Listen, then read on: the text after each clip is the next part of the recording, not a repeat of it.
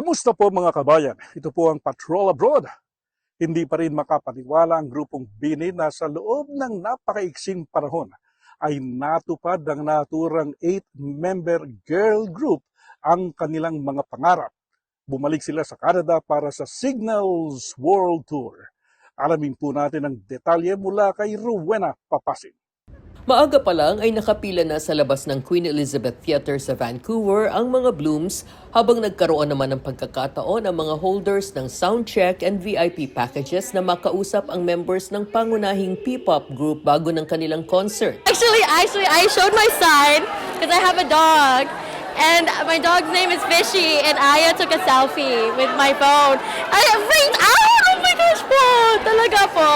Na-freak out. Ang ganda-ganda nila po. Not just one person, all of them.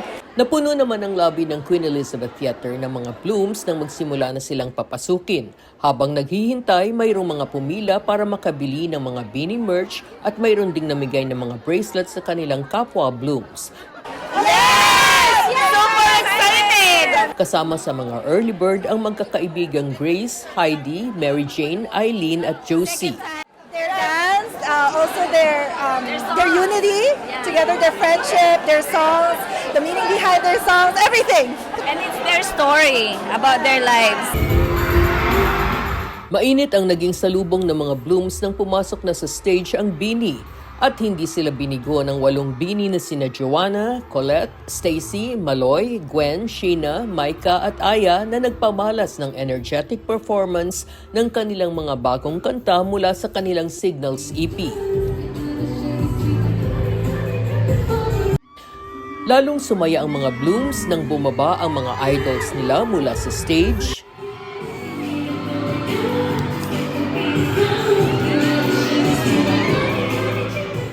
Para makipag-selfie at makasalamuha ang kanilang mga devoted Blooms.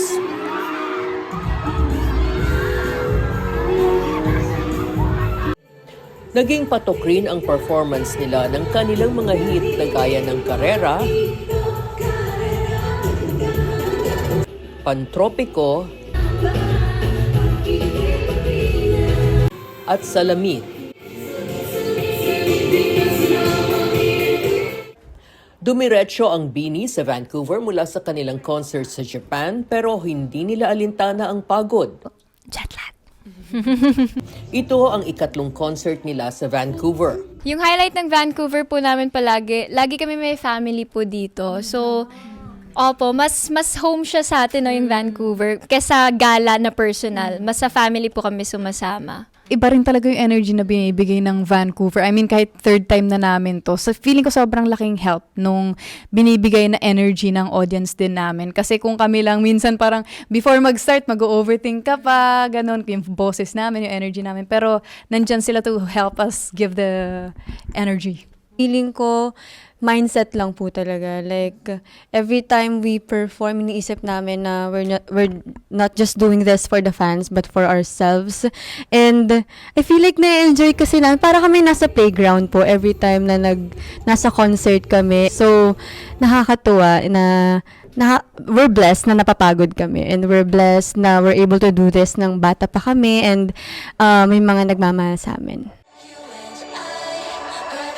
Ibinahagi rin ng BINI na proud sila na sila ang napiling kumanta ng Parallel World, ang theme song sa DreamWorks animation film na Forgotten Island.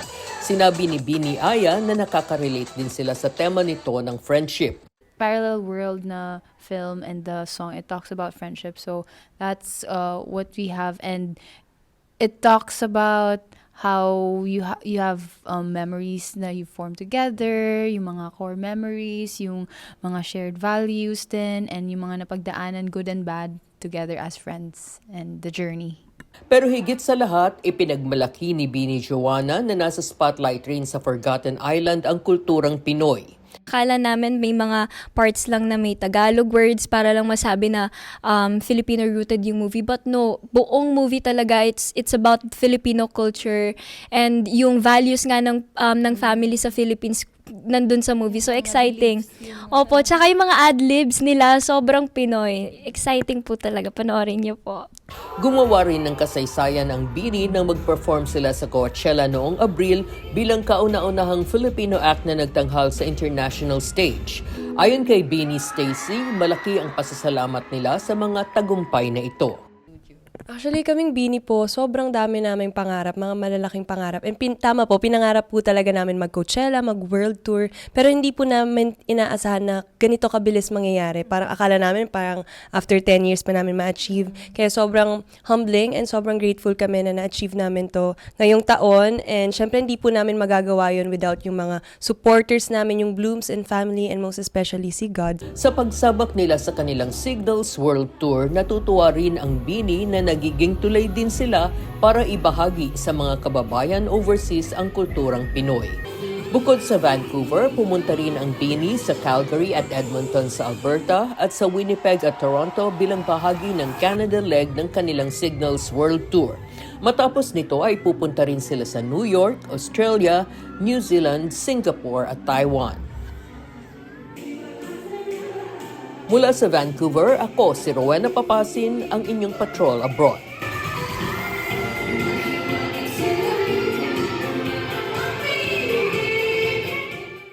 At yan ang latest sa Patrol Abroad. Ako po si Henry Umaga Diaz. Hanggang sa muli.